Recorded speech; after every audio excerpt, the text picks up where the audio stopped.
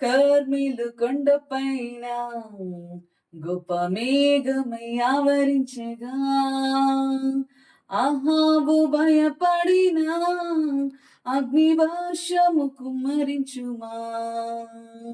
కర్మెలు కొండపైన గొప్ప మేఘమై ఆవరించగా, అహాబు భయపడిన అగ్నివర్షము కుమ్మరించుమా.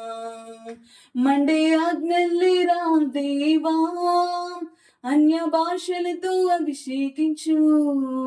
ఎగిసే గాలల్లే నన్ను తాకుమా, జీవనది వలనే ప్రవహించుమా.